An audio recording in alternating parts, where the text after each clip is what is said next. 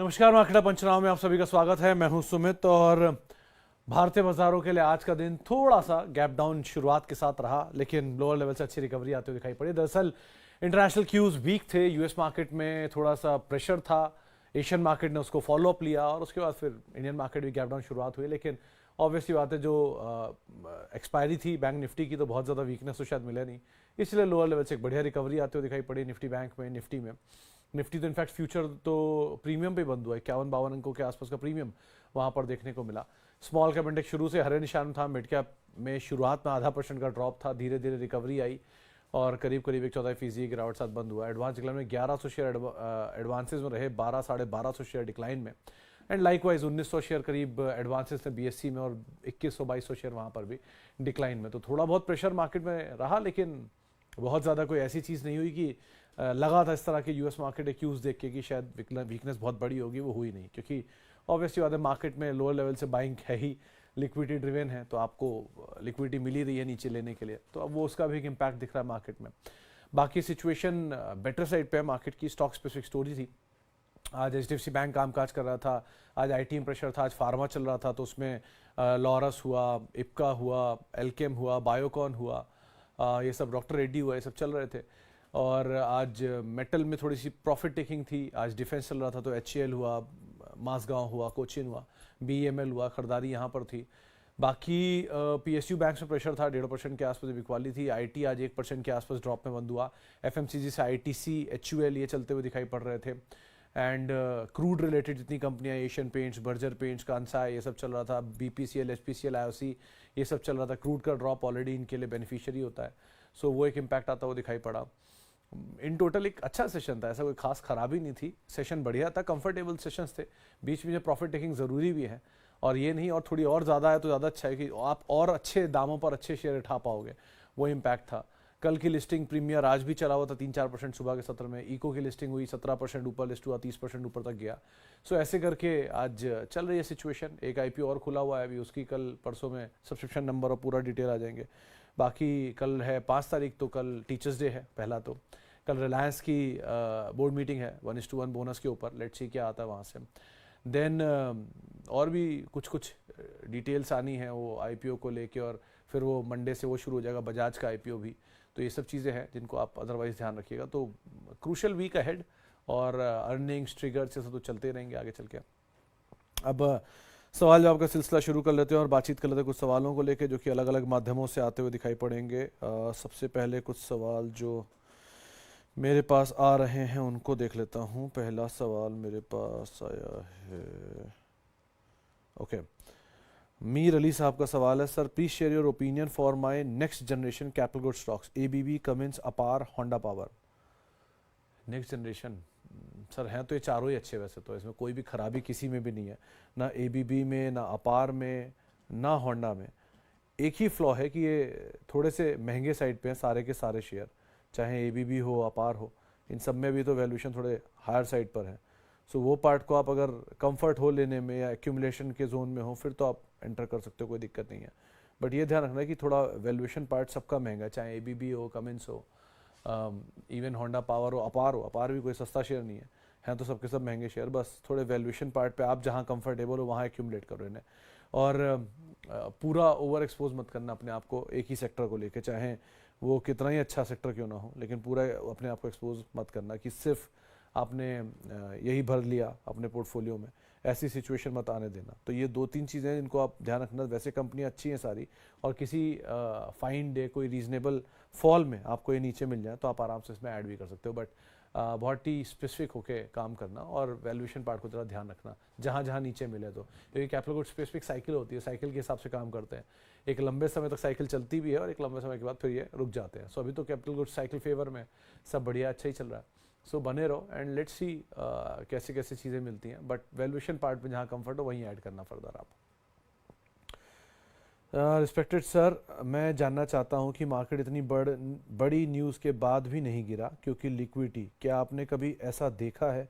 कभी बड़े फॉल की तरह मार्केट नहीं बढ़ रहा है, कहीं बड़े फॉल की तरफ मार्केट नहीं बढ़ रहा। देखो विकास जी, अगर मैं अभी फॉल की बात करूंगा ना तो शाम को सबको लगेगा I am a very pessimistic man, जबकि I am a super optimistic man. अपने ऑफिस से सबसे बड़ा बुलिश आदमी मैं ही हूँ, और आज से नहीं हूँ, जब से मैं बाजार में आया हूँ तब से मैं बुल ही हूँ, परमानेंट बुल हूँ मैं, परमा बुल बोलते हैं लोग मुझे।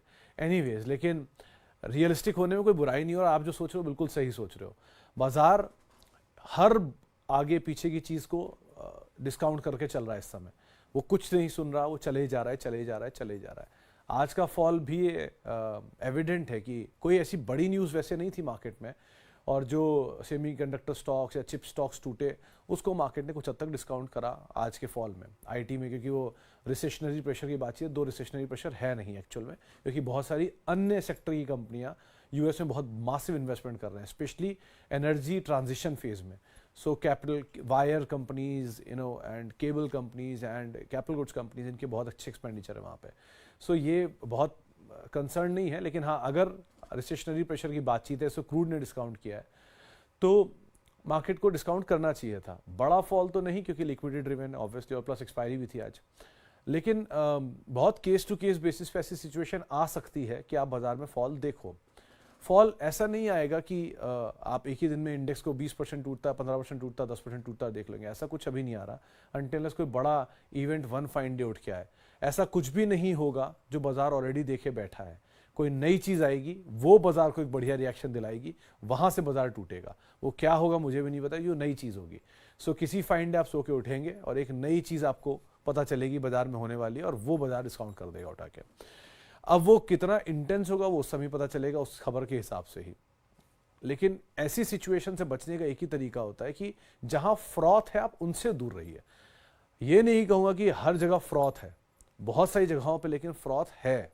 जैसे पीएसयूज में गे अच्छा है, सेल अच्छा है, एनटीपीसी अच्छा है, पावर ग्रिड अच्छा है, लेकिन फिर भी सामने आपके खड़ा है एमएमटीसी, एसटीसी, एचएमटी, आईएफसीआई। इनके नंबर्स देखिए जरा, इनके रेवेन्यूज ही नहीं है, कुछ के प्रॉफिट ही नहीं है, कुछ के ऑपरेटिंग प्रॉफिट ही नहीं है, लेकिन फिर भी चले जा रहे हैं क्योंकि इतनी छोटी इक्विटी है, आराम से मूव हो पा रही है। सो इस सिचुएशन से बचिए, या जहां जहां पर 100% गेन है। मतलब आप खुद देखिए ना, गेन की नई डेफिनेशन आईपीओ में ये हो गई कि कोई आईपीओ अगर 100% प्रीमियम पे, 50% प्रीमियम पे लिस्ट नहीं हो रहा है तो खराब लिस्टिंग है। तो खराब लिस्टिंग नहीं होती 17% प्रीमियम पे अगर आज इको लिस्ट हुआ तो ऐसी चीज़ों का जब इस तरह से लोगों के बेंचमार्क बनने शुरू हो जाए ना, उससे डर लगता है। It is not about market तो हमेशा से ही अच्छा था, आज भी अच्छा है, कल भी अच्छा है, और ऊपर के लेवल पे भी अच्छा ही रहेगा। लेकिन स्टॉक स्पेसिफिक स्टोरीज या स्टोरियां बनती हैं, वो यामाहा वाली स्टोरी जिसके 2 शोरूम 4,000 करोड़ उठा लिए, कल एक स्टोरी घूम रही जिसमें ऑफिस नहीं है लेकिन फिर भी फंड रेज हो रहा है, आप चाहते हो 200 करोड़ मिलता है 2,000 करोड़, ऐसी सिचुएशन आने लग गई हैं। सो इन जगहों पे जहां पर फ्रॉथ है उनसे बचिए। क्लियर कट जो भी आईपीओ, आप लोगों ने बड़ी इंटरेस्टिंग स्टोरी ये सुनी है ना कि बहुत अच्छा आईपीओ आता है, हम अप्लाई कर देते हैं ताकि हमें अच्छा गेन मिल जाए। जितने भी बड़े मल्टीबैगर बने आज तक के 10 सालों में, चाहे पॉलीकैब हो, चाहे इंडिगो हो, चाहे जुबिलेंट फूड हो, चाहे पेज इंडस्ट्री हो, चाहे any of the good IPOs, Infosys हो, ये सब या तो बहुत लुढ़क के सब्सक्राइब हुए हैं या इनके सब्सक्रिप्शन के नंबर बहुत छोटे हैं। ऐसा नहीं था कभी कि सब्सक्रिप्शन का नंबर इतना बड़ा आ जाएगा और तभी आईपीओ मल्टीबैगर बनेगा। और बहुत बड़े बड़े मल्टीबैगर वाले जिनके सब्सक्रिप्शन फिगर 150 टाइम थे, वो आज डीलिस्टेड भी हैं। ऐसे 10 नाम मैं आपको भेज सकता हूँ ट्वीट करके।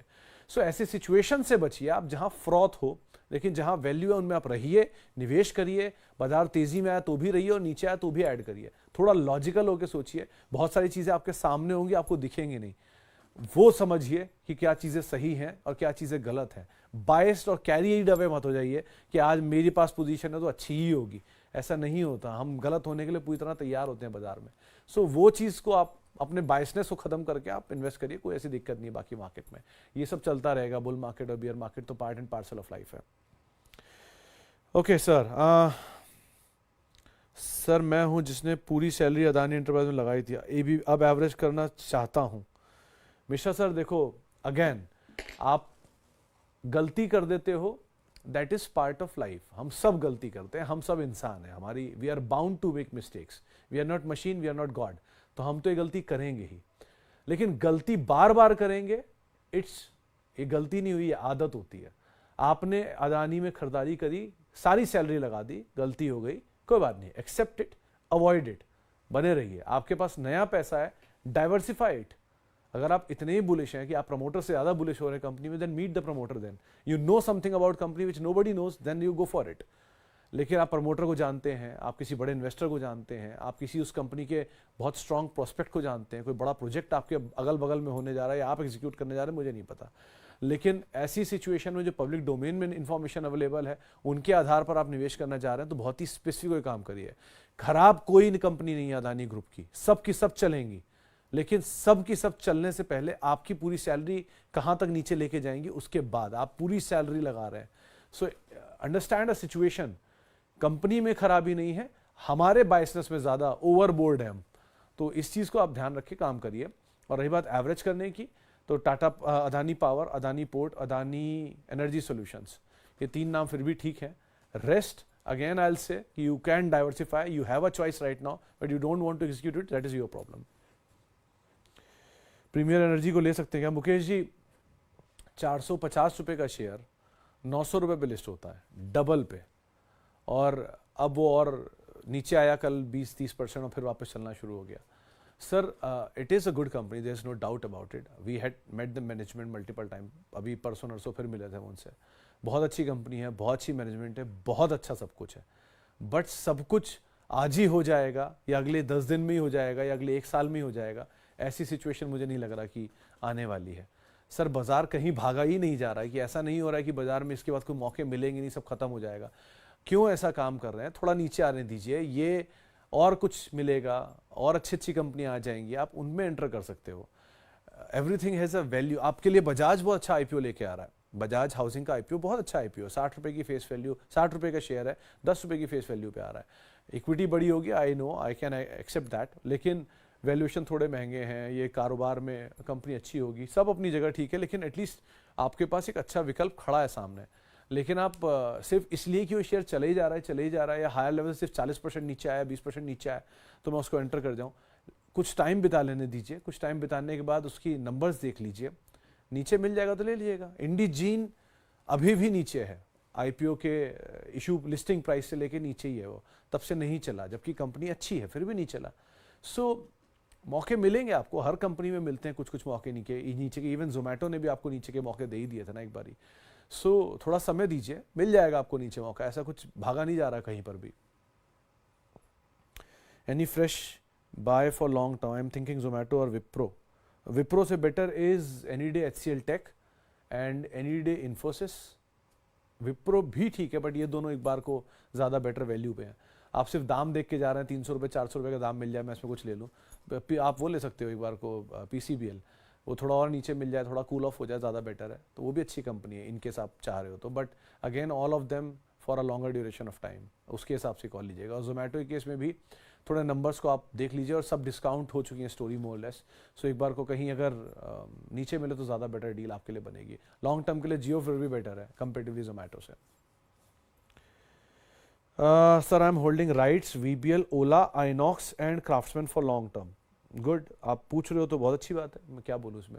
VBL में इसमें बोनस आने वाला है, ओला ऑलरेडी बहुत चल चुका है, आइनॉक्स इंडिया शायद थोड़ा भी, और आइनॉक्स ग्रीन चल सकता है, आइनॉक्स इंडिया नहीं, और क्राफ्ट्समैन ऑटो भी ठीक है, बहुत चला हुआ है। राइट्स भी अगेन बोनस भी आने वाला है 1:1 और चला भी बहुत हुआ है। सारे के सारे शेयर ऑलरेडी रोबस्ट मूव दिखा चुके हैं। क्राफ्ट्समैन का तो IPO 2024 के बेस्ट परफॉर्मिंग IPO में इसका नाम है, नहीं वो CNC, ज्योति CNC का, सॉरी, क्राफ्ट्समैन में, लेकिन again it's a very good up move इसने दिखा चुका है। तो सारे शेयर बढ़िया तेजी दिखा चुके हैं और आप लॉन्ग टर्म के लिए होल्ड कर रहे हैं, इट्स गुड, क्या बोल सकता हूँ। अगर आप मीडियम टर्म के लिए हैं तो, या घबरा जाते हैं ऊपर से नीचे आने में शेयरों में, तो एटलीस्ट अपना कैपिटल फ्री कर लीजिएगा।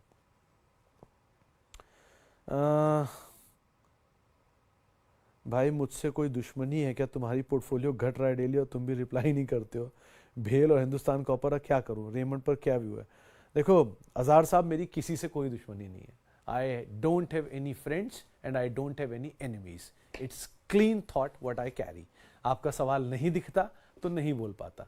रही बात आपके BHCL और हिंदुस्तान कॉपर की, ये दोनों आपने अगर नीचे के दाम पे, ऊपर के दाम पे लिए, इसमें गलती ना मेरी है ना बाजार की है, आपने ही ऊपर के दाम पे लिए हैं, तो क्या किया जा सकता है इसमें। BHCL लास्ट जो मैंने चेक किया था शायद 400 से 500 के मल्टीपल पर है PE पे, क्योंकि प्रॉफिट तो था नहीं, लास्ट क्वार्टर में इसका शायद प्रॉफिट आ गया तो प्रॉफिटेबल हो गई है, तो शायद 500 या 600 के मल्टीपल पर है। इस तरह के वैल्यूएशन BHEL ने अपनी लाइफ में कभी नहीं देखे हैं, लेकिन खैर आप अभी मिल रहे हैं तो मिल रहे हैं। Hindustan copper it's a very good company, इसमें कोई डिनाइल नहीं। आप हिंदुस्तान कॉपर को तो होल्ड भी कर सकते हो for a longer duration of time, you can keep it, क्योंकि डिविडेंड पेइंग कंपनी है, कोई दिक्कत नहीं, आराम से आप बैठिए उसमें। प्लस क्या, कॉपर की लार्जेस्ट कंपनी इंडिया की। और कॉपर स्मेल्टिंग में भी ये कंपनी बहुत बड़ा काम करती है, एंड कॉपर की डिमांड इंडस्ट्रियल प्राइसेस में बढ़ भी रहा है, तो रियलाइजेशन के अच्छे कर देगा, तो इन दोनों में कोई प्रॉब्लम नहीं है हिंदुस्तान कॉपर में। BHEL में एक स्टॉप लॉस लेके चलिए, वो ज़्यादा बेटर है। और लास्टली आपने जो नाम रखा था क्या, रेमंड पे, रेमंड में सर अभी अच्छा मूव तो आया है, हाई डे हाई के आसपास है। आप ये बस ध्यान रखना कि रेमंड के अंदर 300 रुपये से शेयर करीब करीब 2700-2800 आ गया है, और इस ड्यूरेशन में इसमें 3 बड़े इवेंट हुए हैं। पहला डेट रीपेमेंट, पूरा डेट फ्री। दूसरा, इन्होंने अपने कारोबार जो FMCG कारोबार है वो गोदरेज को बेचा। और तीसरा, अपना लाइफस्टाइल कारोबार डीमर्जर किया। इतने बड़े इवेंट्स चलने के बाद ये शेयर अपने ऑल टाइम हाइस के आसपास है। इस तरह की स्टोरियाँ बन चुकी हैं इसमें।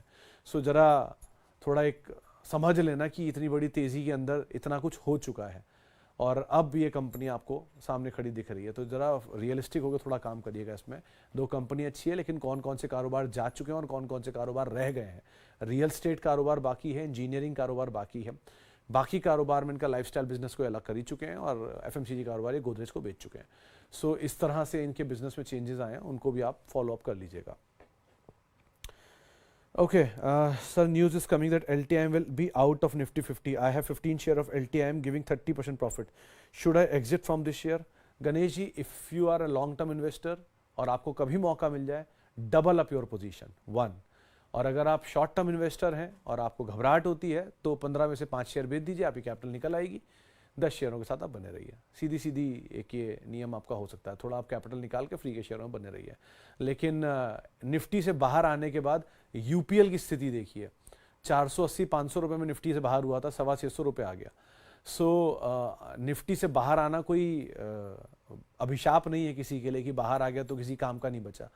निफ्टी बेस्ड फंड पैसा नहीं डालेंगे, बाकी तो पैसा डल ही रहा है ना उसमें। नॉन निफ्टी डालेगा, निफ्टी नेक्स्ट 50 डालेगा। सो ऐसा कुछ नहीं है, कंपनी नहीं खराब हो गई है, निफ्टी से जस्ट बाहर आ रही हो, पोर्टफोलियो बैलेंसिंग का हिस्सा है।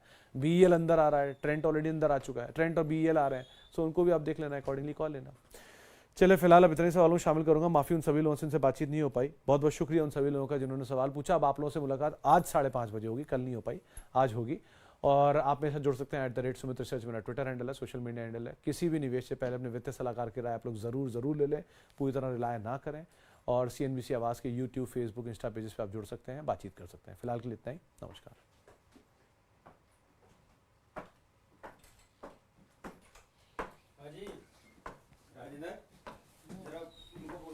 चाय पानी लाइट लाइट तेरी यही है ना, ये लाइट, ये शो की लाइट यही है।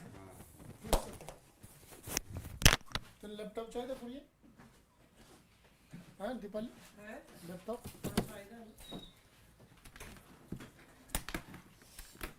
आगे चाय पानी आपके लिए मैंने रास्ता उधर किया था, किधर से, उस तरफ से।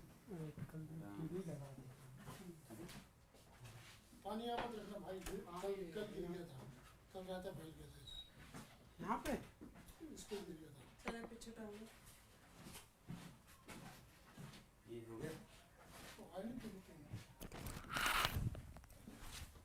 लो ये भी लगा दो।